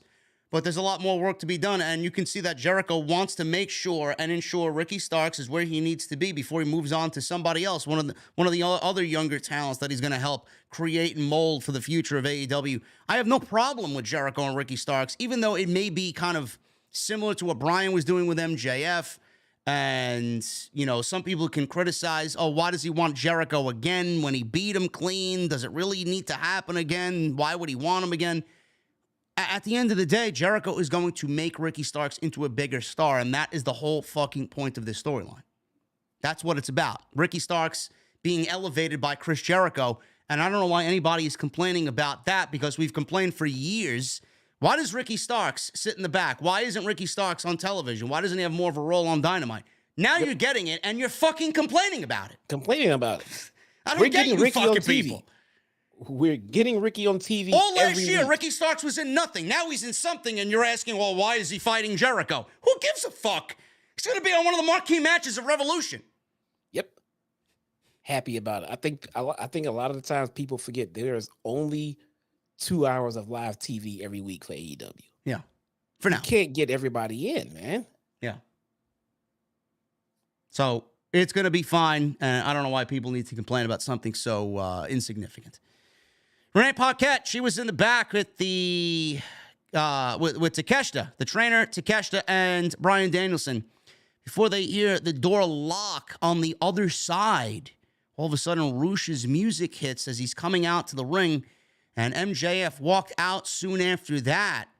So MJF had locked Bryan in the trainer's room with Renee and Takeshita, and he was ensuring that Bryan doesn't make it to Revolution by trying to get him counted out. So, I mean, again, would you expect anything more from MJF? So there you go. So MJF is out there. He's in this ridiculous-looking tracksuit, and Aubrey Edwards is the referee of this match, and he's yelling at Aubrey to count, count, count. I order you to count, and she was forced to count because Bryan wasn't out there. So Roosh is standing there, and MJF's got a microphone yelling at Aubrey. She's counting slow, 4, and she's taking 10 seconds in between numbers, 5. And then he yells, "Start counting, you bum!" I'm like, something so simple. I just started fucking laughing. He's calling right in Aubrey's ear, "Start counting, you bum." It's and then obviously Bryan hit the ring. He runs out. He fucking blasts through the trainer's room door, runs out to the ring, and we get this match with Roos, and MJF is on commentary. So we got the best of both worlds here. This was fucking great. This will be on a lot of people's end of for Match of the Year Canada. It's not going to be Match of the Year, but I mean, as far as TV matches are concerned, it is going to be very difficult to find anything better this year. This was great. And a lot of people, as of late, Jesse, I don't know how you feel or if he's been on Dark or if you've seen him on Dark at all. A lot of people are getting behind Roosh, bro. A lot of people wanting Roosh on TV. This was a star-making performance tonight. This is something that a lot of people want to see him kind of advance to and get on TV because of this match. He's another guy that you could put in that. Bro, it makes me frustrated to know that we got Roosh out here fucking doing shit like this, and Orange Cassidy's holding the All-Atlantic Championship. Don't you think someone like Roosh would be great for the All-Atlantic Championship after something like this tonight? He would. I thought about missing out on Roosh's full potential in a different way. I thought about the reason they brought him in. If he was able to be paired with Andrade as a tag team, where would that tag team be right now? I mean, Jesus Christ, bro. You're looking at two of the fucking best in the world. Imagine that. That would be an unstoppable team. Andrade is incredible. He may have some problems. He may be rough around the edges. I don't know what's going on back there. Politics and all that, and his attitude problem, if there is any. But my God, man, you put those two talents in the ring together as a tag team. I mean, who the fuck could stop them? Yeah, I agree, dude. I mean, stuff like Roosh fucking with the against the fucking Lucha Brothers, dude. Yep. I mean, come on, man. The tag team should be flourishing right now. But House of Black versus fucking Roosh and Andrade. Imagine that. Fucking Roosh and Andrade. Holy shit. I don't, like you said, politics. I don't know what's going on with Andrade's return or if it's even going to happen. But Roosh is fantastic. This was easily his best match in AEW tonight. Easily, yes. Easily his best fucking match. And dude, the potential of matches like that happening all the time or are through the roof if we had him with Andrade. I mean, dude, Andrade and Roosh versus the Bucks. Yeah. The fuck, man. We got to get this shit right. But Roosh is looking great. Roosh is looking really fucking great out there. And it's all through in-ring work. The guy can't cut a promo very well in English. See, I love the guys who can get themselves over in just in-ring work because we can work on promos and they make managers. But if you're getting yourself over with nothing but in-ring work, I mean, you should have a bright fucking future. Yeah. And, you can say that about Roosh. This is the best that I think I've seen Danielson in years. This may be the very best, at least in the last, since he's come back from his retirement, this is the best of Danielson that we've seen. And I didn't think he was going to have a better match than the one with Takeshita. Jesus Christ, man. This one blew that one out of the water. And that one was fucking great. This one was just an all-out war. When you think about, MJF paying Roosh and needing Roosh to stop Bryan. I mean, Roosh took that money and made it look like this was the final fucking boss for Bryan Danielson, and that's exactly his mentality into this match. You're not winning this match. I'm going to do whatever the fuck I need to do because I took this money to help this guy, even though I don't like him. You're not getting by me. And that's, bro, you felt that struggle. You felt like Bryan was not going to make it out of this thing alive. His chest was beat red at the end of this thing, and I'm fucking thinking to myself, how many fucking chops did he take? And Roosh continues to chop him. How the fuck does that feel to Danielson, bro? Chopping that already just beat red, packed meat fucking chest that Bryan is sporting around. Oh my goodness. Ridiculous. Bryan is going out there and having fucking physical fucking matches, dude. And I mean physical with a fucking capital P. Physical. And the shitty part is he is literally the last person in AEW I want to see having these kinds of fucking matches. Yeah. And Roosh fucking hits, dude. He's no fluff out there. No. Roosh does not strike to be like, hey, let's get through this match and hit the showers. No, he's out there to fucking kill you. Yeah. That's how he wrestles. It's it's scary for me. I feel like I say this every time I come out and talk about a Bryan Danielson match here. It's like I don't want to see him taking these kind of that bump he took on the fucking edge on the outside. Yes. It looked like his head clipped the ring as he went down to the fucking ground, man. Yes, the couple of suplex spots in this match too, where I was like, oh, don't drop him on his head, please. You know, Roosh is like, please be careful with him. Yeah, you know, a lot of people, I said this about Ricky Starks before. I get that people were upset that Ricky Starks wanted Jericho again after he beat him already. And I could say the same thing about Bryan here with his storyline with MJF. It seemingly looks like MJF does the same storyline with a lot of people. He did this with Cody. He did this with Moxley, I believe. He did this with Wardlow. You know, I get it. I get it that it's very similar to what he's done in the past with others. But on the flip side, you're not going to get a better Bryan Danielson out of this than you're not going to get a better Bryan Danielson than what you got here. So, you know, it may feel similar and it may look similar to what Tony Khan's done in the past as far as story with MJF, and it's kind of, you know, the samesies. But, I mean, look at the fucking caliber of matches we're getting with Bryan Danielson, man. I think, even though it's similar, I think the good outweighs the fucking bad here in that complaint. I mean, I'm not complaining about seeing Bryan on my TV weekly, number one, but if we're getting this type of fucking contest every week, and what the fuck are you complaining about, really? You know? WWE suppressed this Bryan from us to keep Roman Reigns on top. Yes. Bryan felt like he was ready to go on this level a long time ago and was held down, literally held down. Yes, the decision of a senile, out-of-touch old man didn't want this Bryan on TV, and look at what he's doing. We didn't see Bryan wrestle like this in WWE. No. Is he on his last leg? Seemingly comes out every week and has a better match than he did the previous week. Every time. I don't get it. And honestly, you know, with him, he said this may be his final year. I mean, if this is his final year, he's going out with a fucking shotgun blast. Holy shit. I've been mentally preparing myself for Bryan's final run. I mean, it felt like that he was, you know, gonna go out with a bang, go out on top, going out doing what he likes. And I can respect that. I can appreciate that from anyone, dude. And so far, it appears that he's enjoying himself right now. And that's all that's important, man.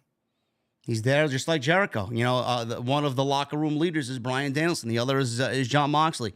Look at what Ricky Starks has done with Jericho. Look what Jericho does for Ricky Starks. Look what Bryan is doing here for MJF. Look what Moxley did for the fucking company, holding the company on his back while CM Punk was battling with the EVPs.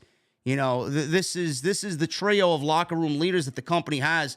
Bryan is about to make MJF into the best fucking wrestler in the world in that Iron Man match. You are going to be blown away by what these two guys do in that match. Mark my words.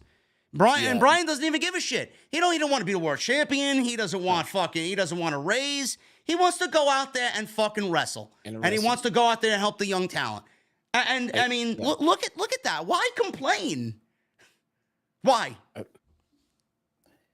I've said that a long time ago, man. I said that a long time. Like, Bryan just feels like he's winding it down. Like, he doesn't want to be world champion. He doesn't want to lead the company. He said it in his presser when he signed here. I just want to fucking wrestle. That's it. Yeah, that's it. He's missed it for so long. You know, you can tell a difference in wrestlers like Bryan Danielson and Mercedes Vernado versus people like fucking Goldberg, I mean, just people who want it for the paycheck and people who just want to fucking wrestle and be appreciated for what they bring to the company. That's it. Yeah. That's it. For people thinking that this is very similar to what they've done in the past, and it has been, I don't see those. Please keep that same energy with WWE. I mean, every fucking week it's a fatal four-way for something. Oh, fatal four-way to determine number one contenders for the women's championship. The fatal four-way this. Or Triple H has kind of been heavy-handed with the tournaments. So what? I mean, what are you going to do? What are you going to do with this? Bryan is wrestling weekly, so please keep that same energy. I mean, there's a lot of recycled content from both companies. Don't fucking pin one over the other. Both of them are guilty of that, no question. But Bryan was bleeding here, and I think it happened on the outside with Bryan and a steel chair with Roosh. Roosh was just battering Danielson on the floor. Danielson fought back on the ring apron. They had a violent fucking back and forth, chopping each other, slapping the shit out of each other. Danielson charged at Roosh, hit an overhead throw on the floor, and Danielson's blood from his face, from the chair shot earlier, right in his face. He got a clear up close of Bryan right there, and he's just bleeding all over his face. Roosh was in control, completely in control of this match. He tried to go for his finish and opted for something else instead. Danielson tried to battle back. He nearly got a label lock on Roosh. Roosh got the ropes. Roosh tried to sidestep a dive from Danielson, who put on the brakes and hit one out of the corner. And Danielson then hit a charging dropkick against the railing. And back in the ring, top rope dropkick, brutal chops again between the two. At this point, Bryan's chest looked like chopped meat. So they're inside after the chop battle. Roosh got advantage. He's trying for the bull's horns, his finish. And Danielson hit his corner dropkick. Roosh cut him off with a straight, I don't believe this, a straight jacket pile driver by Roosh, bro, on Bryan Danielson. I mean, holy shit. Why? I hate moves like that being done to this guy. German suplexes, dropping him on the back of his head. Those things should not be done, but, luckily he was all right. Roosh threw some forearms. He went for the bull's horn again. Danielson popped up, hit the Busaiko knee. Roosh kicks out. More back and forth. Forearms this time. So they went back and forth. It transitioned into headbutts. Again, why? Roosh tried for another German. Danielson landed on his feet, hit the Busaiko knee. 1, 2, 3, and Danielson wins an absolute fucking war. MJF hit the ring. He was sitting on commentary, took the Dynamite Diamond ring, put it on his hand, and clocked Danielson in the face with it, locked on the salt of the earth. Security guards came, tried to break him up, or tried to pry Bryan free, and they couldn't get MJF off of Danielson, and they quickly go to commercial break and on to the next segment. Everything about this was great. This was the best match in the series, leading to Revolution. And Bryan, much deserved, bro. What's today's date? Today's the 8th. He's going to have a couple of weeks off, man. What I want to see come out of this, we got the wrestling aspect out of it. We need to see at least 1 or 2 more promos from these two back and forth before we get to Revolution. I want to hear Bryan's side of things, bro, kind of open up a little bit. Maybe talk about William Regal's departure, why he wants MJF, and what he's going to do to MJF. We've seen Bryan wrestle. Now we got to hear from Bryan, bro. Enough of the wrestling. Now it's time for words. I mean, what can you say about this guy, man? I don't know. I don't know. He just seems like he enjoys everything he's doing out there. Maybe why the Blackpool Combat Club didn't come out with him or come out for him while he's getting beaten by MJF. Where the fuck is Moxley? I think it's safe to assume he's not in the Blackpool Combat Club anymore. Let's just put that out there. It's got to be the case. Well, we got to hear from. We got to hear about it. We got to hear why. Communicate. They're not together. I mean, so they're broken up. It's fine. I would just like a little bit more clarity on it, I guess. Yeah. So it's fine. No big deal. Bryan's on his own shit right now. Bryan has something he wants to accomplish. He wants to take down MJF to avenge Regal. It's fine. Like you just said, let's hear some promos. Let's talk about it and everything else. I mean, promos back and forth with these guys. We can't do them every week, but we still got a few more. We got almost a month before the pay-per-view, so we have time to add more layers to the feud. So yep. This is great, man. Everything MJF does is going to be interesting. Bryan Danielson, I refuse to sit here and have to tell anyone else how great he is because it's just fucking obvious. So I'm looking towards the future. I mean, I'm like you, like, where are we going after that? You know, is it Kingston? You know, I don't know. Is it back to Starks? I don't know. Who knows? I like it, man. Whoever it is, I mean, it's going to be against MJF, and it should be great. You know, hopefully they got some fresh ideas for whatever comes next. It may be Kingston. I think Kingston and Ortiz wrap up their program with House of Black? I'm assuming so. Where is? I mean, I don't know if it was on. It was being played out on Rampage, I believe, right? No. Dark? No.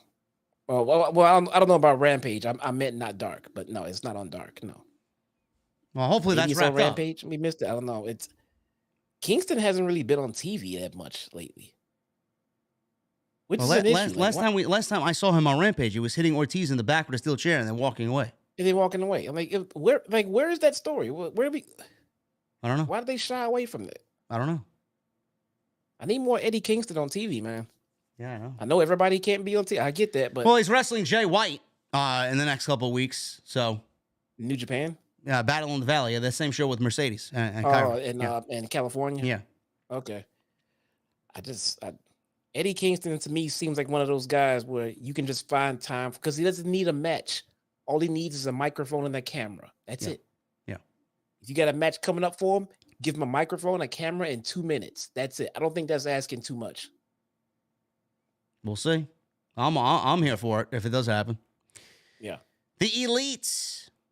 We got Kenny Omega and the Young Bucks with Brandon Cutler and Michael Nakazawa against Top Flight Dante and Darius Martin with AR Fox. This is a AEW Trios Championship match. Now, why, you may be asking? Because Top Flight beat the Young Bucks not too long ago on Dynamite. So they want their revenge and said, bring your friend AR Fox with you and we'll put the Trios Championships on the line. We got Kenny Omega back on TV. He was off TV for a couple of weeks because he had a visa problem. So we got this match. Not much happened before the commercial break. After the commercial break, it was just fucking utter chaos all over the place. Darius scored a near fall on Nick. Matt kind of broke up the cover. Ref stopped his counts, though Darius was still kind of covering Matt's shoulders. Covering Matt, and Matt's shoulders were still down. Fox landed a springboard dive onto all of everybody on the outside. Top Flight gave Nick their nosedive signature move. Fox then tagged in, landed a 450 splash on Nick, which looked absolutely fucking pristine. Nick kicked out as Omega lunged for a save. Obviously, we got lots of chance in this thing. This is awesome. People going crazy. Omega gave AR Fox a Snapdragon suplex off the top rope, which looked absolutely sickening. Dante cut off his momentum with a huge leaping clothesline. Bucks and Omega eventually triple team Fox. Darius and Dante broke up a cover. Omega went for a V-trigger. Fox ducked and scored a near fall. Omega landed a gut-wrench Dr. Bomb, followed with a V-trigger, one-winged angel attempt, but AR Fox rolled him up through the one-winged angel for a near fall. I thought legitimately that was it. It was like a 2 9/10 by Knox, the referee. Omega scored a 3 counts after a reversal of crucifixes on AR Fox, and that was it. The Elite retained the Trios Championship. A little slow to start. After the commercial break, this shit was all over the place. Ended up being a fantastic match between these 6 guys. Who knows where the Trios go into Revolution? We got less than a month. I don't know. I know you and I want the House of Black, bro. It may feel rushed if it's the House of Black. There needs to be a legit storyline if you're going to put those 6 guys in a feud together. I would not mind a rematch with these 2 teams. I would not. Yeah, man. Well, I mean, you know, it was so close to call. I would not mind a rematch again. No. And we're probably going to get it too. Yeah. They're probably going to get it, man. The pay-per-view needs to start shaping up and I mean, we're a month away, which, you know, in a way kind of extends the go home shows. I mean, we're in the last month. It's time to start bringing it home as far as getting those pay-per-view buys. You know, yep. you gotta sell those fucking feuds, man. And right about now, there's a few different things going on that we're not sure about. So it's time to start wrapping them up. Moving on here, we got Lexi Nair interviewing Stokely Hathaway about cracks in the firm. He insisted the firm is fine, but Hook is the one causing issues. So Hook was walking down the hallway, and he approached Stokely from behind. Stokely then sees Hook there and starts suckering up to him, kissing up to him. Hook grabbed him by the arm and bent him over. Hook told him, "Be cautious with those words, sir." And that was it. Basically it. So we're continuing the Hook and Firm feud here. The Firm shit needs to go away. Now I don't like it. I don't like it. It's just a bunch of nothing. Stokely is so much better than this. Yes. It needs to go away. Stokely Hathaway is not being used properly. No. He is, like you just said, he's worth so much more. Well, being that Jade Cargill can't cut a promo, I don't know why Stokely Hathaway was removed from her act. I don't know. I thought it was a great pairing. I thought it was a great pairing. He actually made her tolerable. Yeah, I don't get it. I don't know.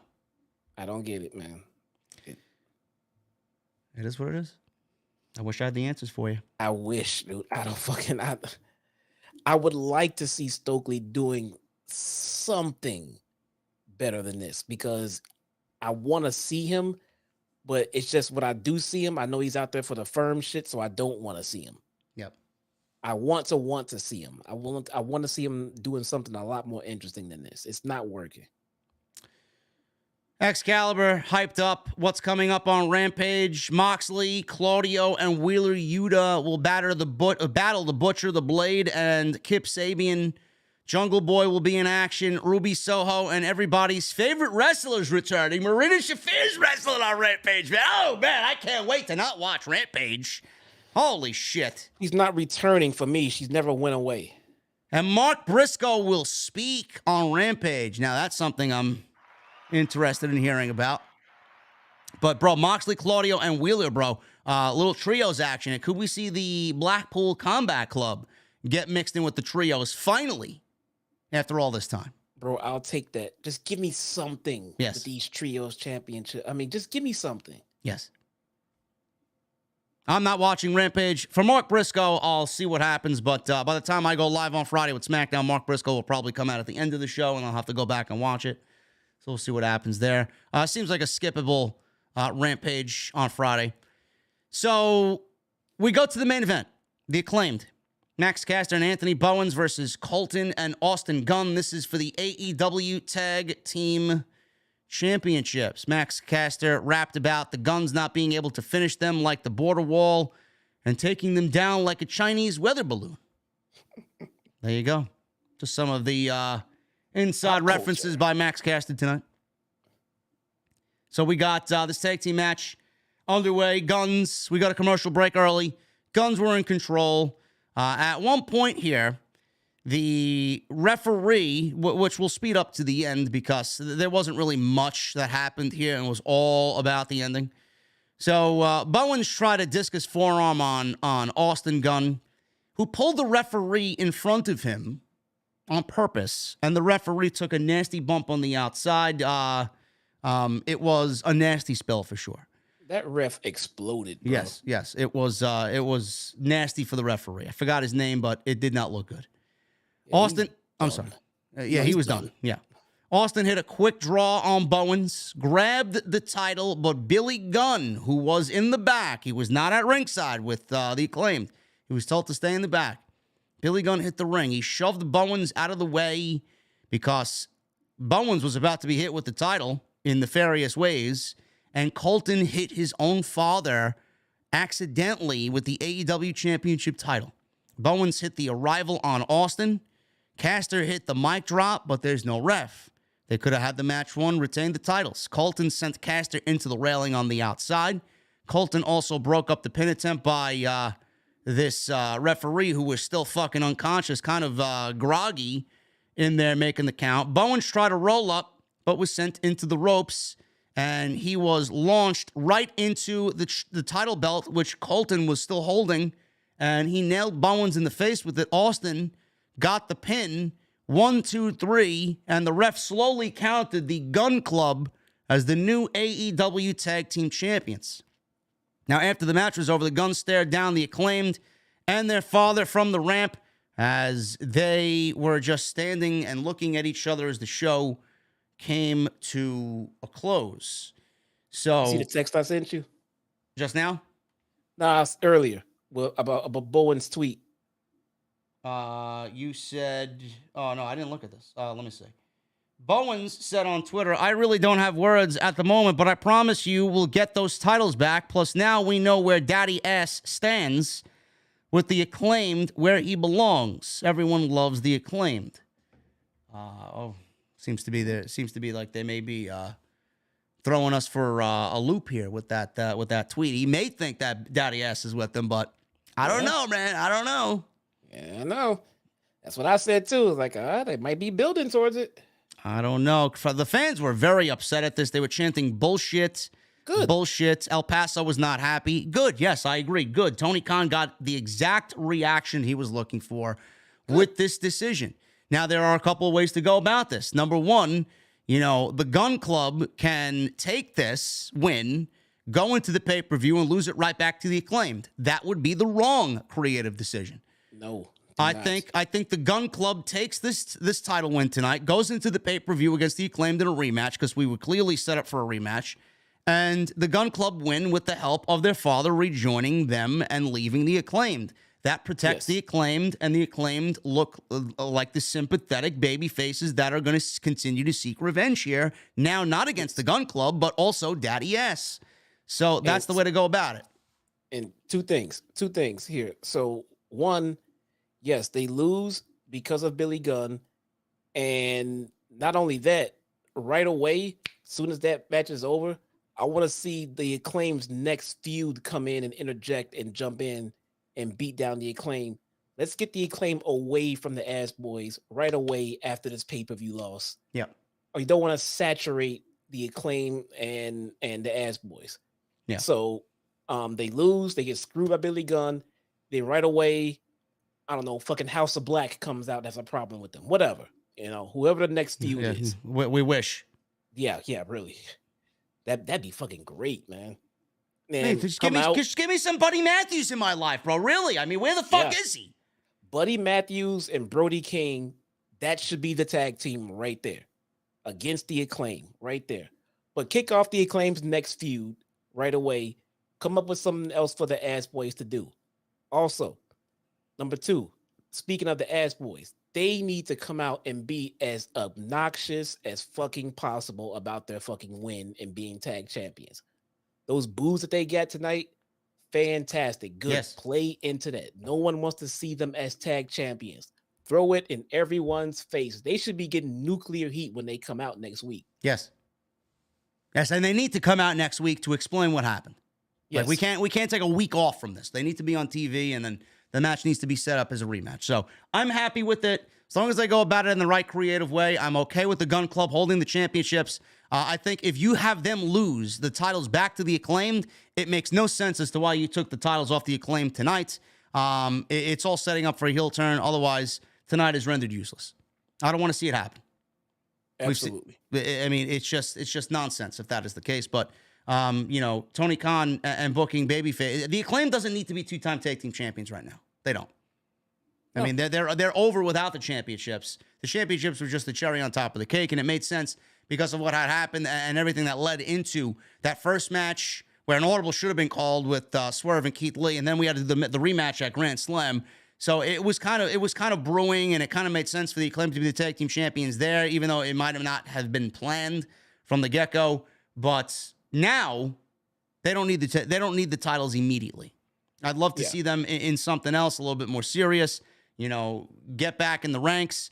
Guns, I mean, if they're getting legit heat, I think that's good enough to carry them for at least a couple of months through Double or Nothing.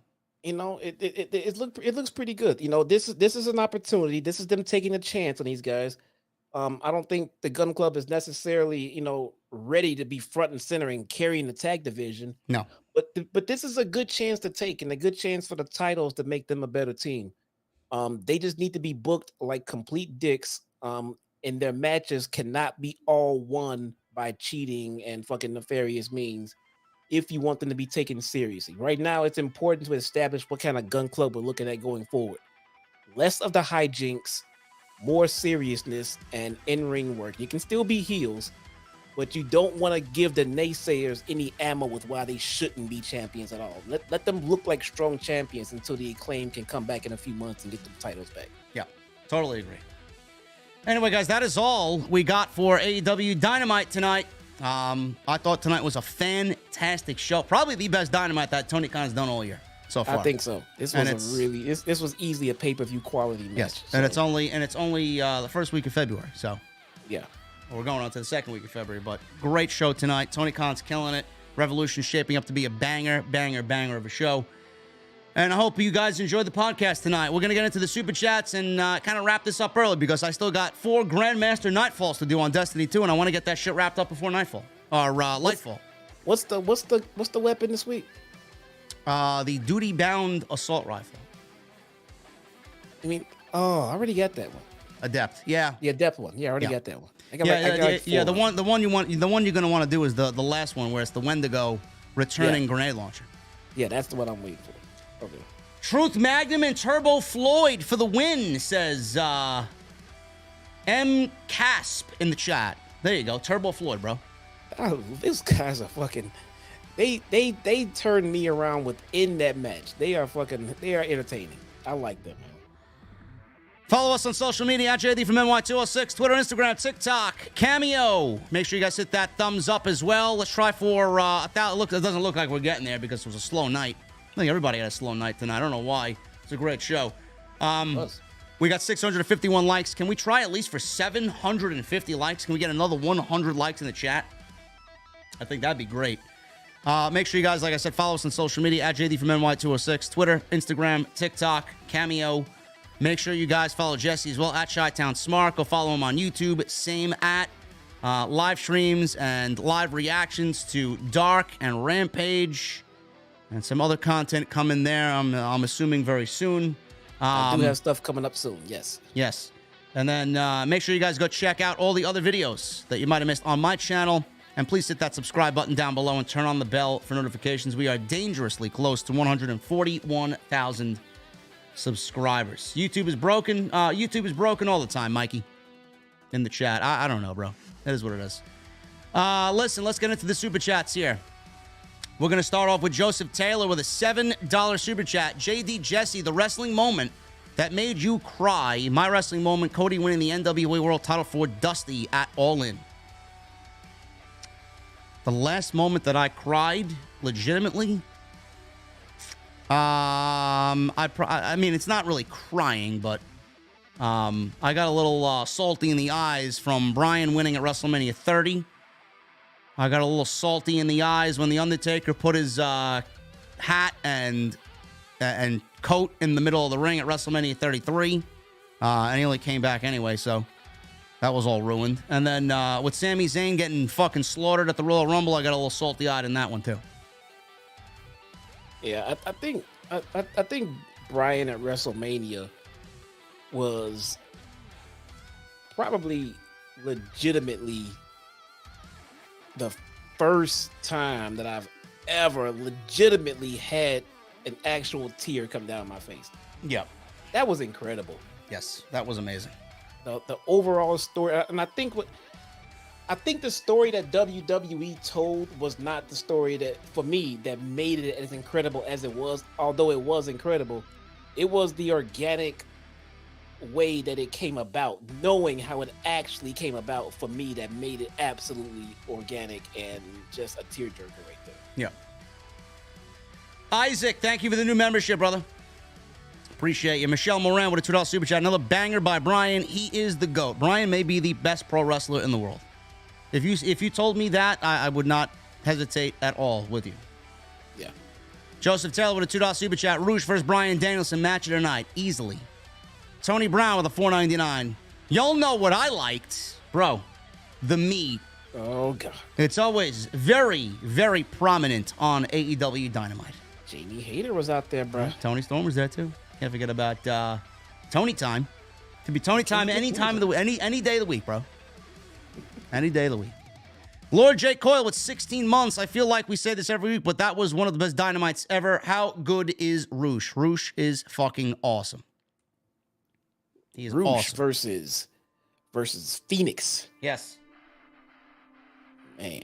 Robert Hall, 85, with a 24 months. He's got his golden microphone in the VIP club, legitimately right before we all drink in my mother's basement. Here's to 2 years. Thank you, Ace. Thank you, Robert Hall. Cheers to you, my brother. Zach Smith with a 279 super chat. Mello may take issue with this, but Roosh is him. I don't know what the fuck that means. Mello is him? Does that mean he's higher than Jesus Christ? I mean, I don't really like those. I don't really like those narratives, bro. Those just are very cringe to me. But whatever. Mello's a great talent. And Mello looks great in the new game. He's in the new game, the new WWE 2K23 game. He was actually scanned. He looks great. PMAC with a $10 super chat. JD Jesse, top 3 Mercedes matches. And do you think the Kyrie match could be better than Brooklyn 1 now that she's not having to dumb down her skills to make the android look good? I mean, I'm not going to say it's going to be better than Brooklyn against Bayley, but my top 3 Mercedes matches, Bayley and Sasha. Brooklyn 1 for sure. Becky versus Sasha Hell in a Cell was incredible. And I did not like any of the Charlotte matches, so I'm not listing Charlotte. I thought they were incredibly overrated. I'd probably go... I don't know. It's a tough one. I'd probably go Bianca at WrestleMania. What was the question again? Top 3 Mercedes matches. Oh, I mean, clearly Bayley. Becky Bayley twice. Yeah. Becky Bayley twice, didn't pick a third.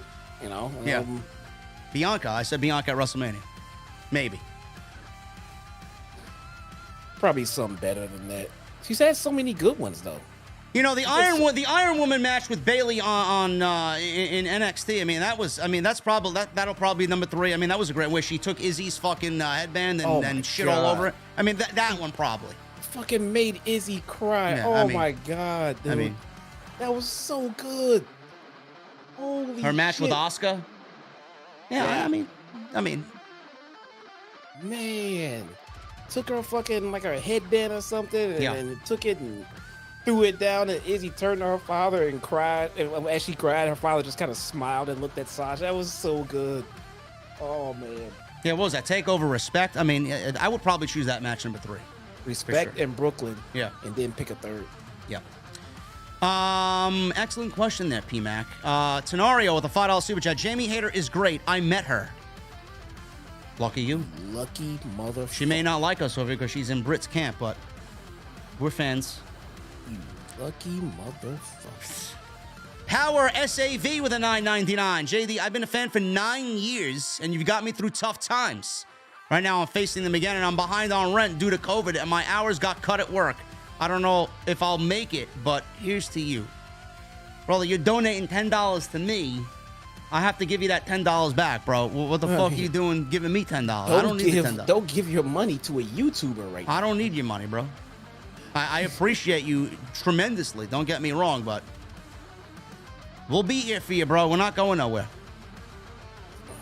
Clone Force 99 with a $4.99. Who do you see Paul Heyman managing in the future? And ones that come to mind are MJF and Austin Theory.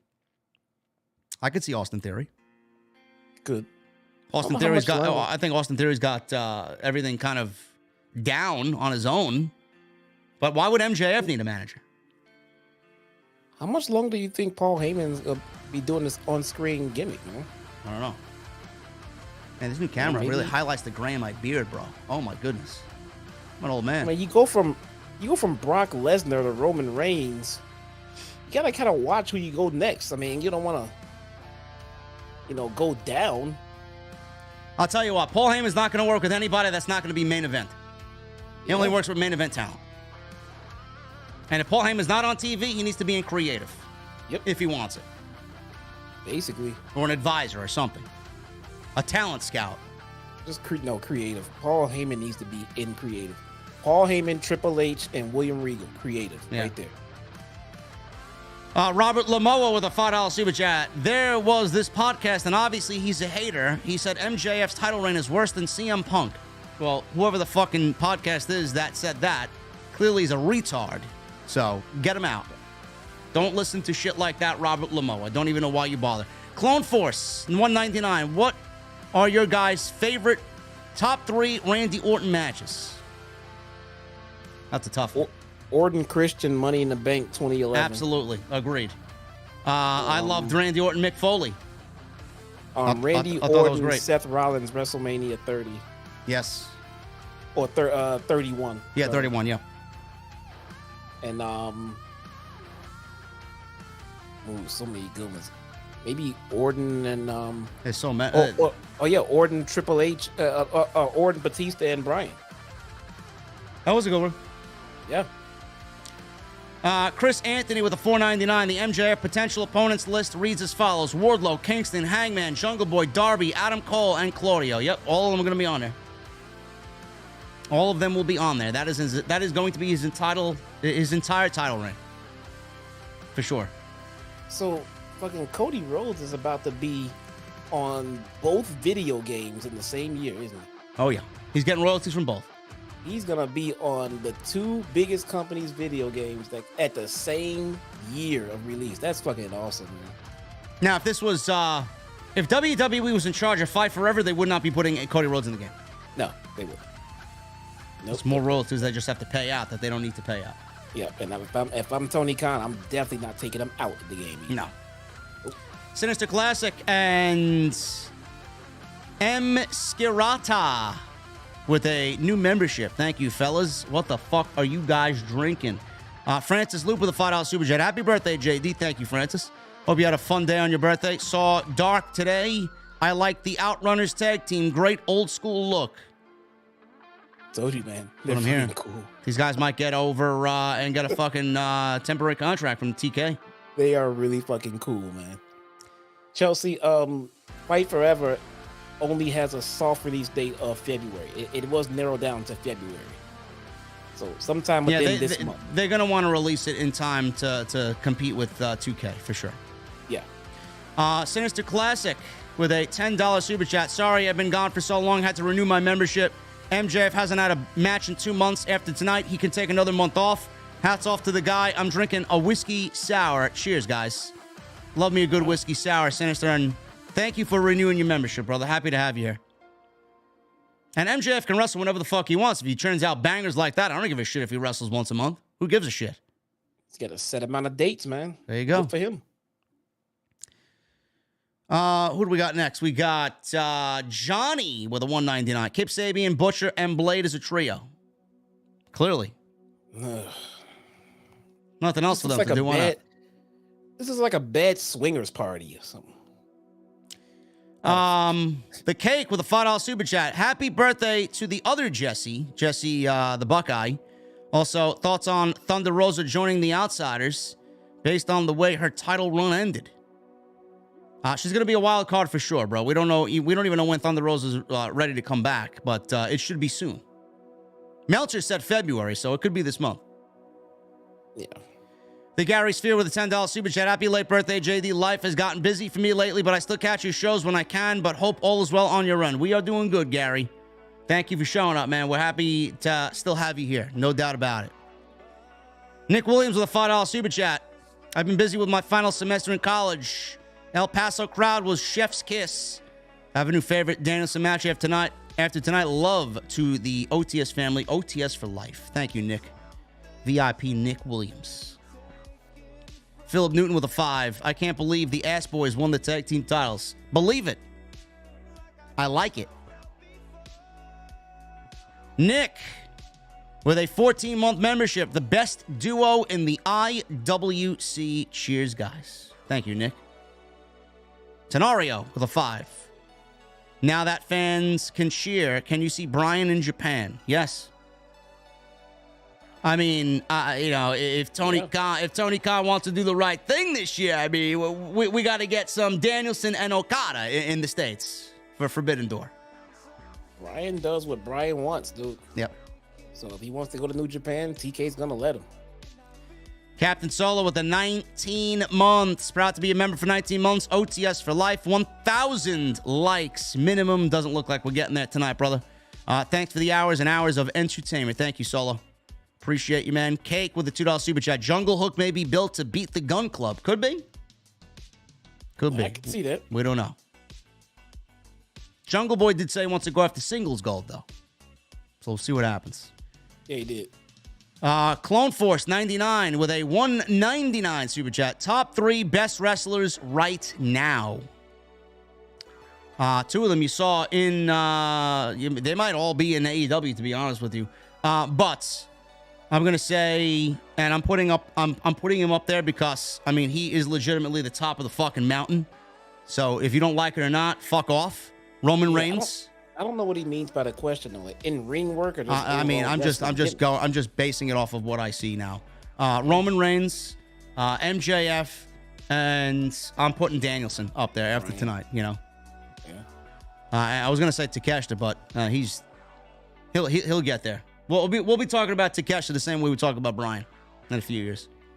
Yeah. Johnny with a 199. Is Aubrey Edwards the best referee today? I mean, the most popular. She's the most popular. I wouldn't say she's the best, but there are several moments where she looks like you know, out there. So. And you know what? In that regard, to answer the question, yes, because the referees only look as good as they're booked. You know. Yeah. Otherwise, they just do their job and not be noticed. That's their job, to not be noticed. Yeah. So if you got your ref out there looking bad with, you know, bad no calls or missed this or this and that, then that's you booking them to look bad. Yep. But she is the most popular ref out there right now. For yes. Sure. Captain Solo, $5 super chat, talking about wrestling events that made me tear up. Not going to lie, CM Punk returning did it for me. I could see that. You know, there were several people very emotional by that. Joseph Taylor, that guy who got to meet him because he cried on TV. Yep. Joseph Taylor with a $5 super chat. JD, Jesse, if Chris Benoit was still alive, what top 3 matches would you want to see? Not touching that. I'm not answering that question, Joseph. I'm not touching that. I mean, I don't know why this man continues to be mentioned. Not really, man. Rage with a $10 super chat. Happy late birthday, JD. Love you and Jesse as much as I love Charlotte Flair. Oh, God. God what damn are you, Rage. Thoughts about the great Khali coming back to challenge Braun Strowman? Okay. Listen, just get her out. Just get her out. She's banned from my mother's basement for sure after this next question. Sorry. Jeez. Holy shit. Rage, what are you fucking drinking, legitimately? Great Khali. Rep NYC with a $10 super chat. Yo, JD, thanks for the pick last week at Hog. You guys rock. OTS for life. Thank you for coming up to me, man. Normally, I'm just very in my own zone during those shows, but I appreciate you, man. Thank you. And Clone Force, $4.99 super chat. Whenever Orton reaches to 16, could you see WWE doing Orton versus Cena for the WWE Championship at WrestleMania? And who would you have reaching to 17 first? I could see it, but I don't want it. I'd rather it be Cody. And I think John Cena should definitely get to 17 first. That's just my opinion. Randy Orton's career is about to wind down. Yeah.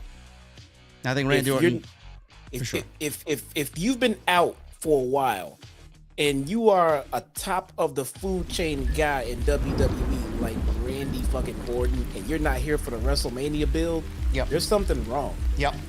There is something seriously wrong with Orton, and I hope I'm wrong, and I hope he recovers from anything that he's ailing from right now. Likewise. And Johnny with a 199. Should Eddie have a feud with Claudio this year? Yes. Absolutely. I'd love to see it. I mean, they've talked about it for so long. Why the fuck not? You know? Why not? Anyway, guys, I'm about to get out of here, man. Hopefully you guys enjoyed the stream. Hopefully this new camera went off without a problem today. Everything looked good on my end, so I don't know. I don't know. Man. Looks good. Jesse says it's good, so it's good. Appreciate you guys, man. Great stream. A little shorter than usual because, I mean, the show flew by. It was the quickest 2 hours I think I had in several weeks. So, there you go. Hopefully you guys got what you got out of it. Follow me on social media at JDfromNY206, Twitter, Instagram, TikTok, Cameo. Hit that subscribe button down below and turn on that bell for notifications. Also, please hit that thumbs up on your way out the door. I will see you maybe tomorrow with a live stream, depending on the news. If not, Friday. And you guys will see me live after SmackDown right here on OTS. I need those guitar emojis in the chat. I need those Mustang emojis, those Ace emojis in the chat. And I need you to turn that music on max. Guys, thank you for a great stream. Excellent Dynamite tonight. TK's killing it. Revolution's going to be a banger. And I'll see you guys live tomorrow, if not Friday after SmackDown right here on OTS. I'll see you guys later.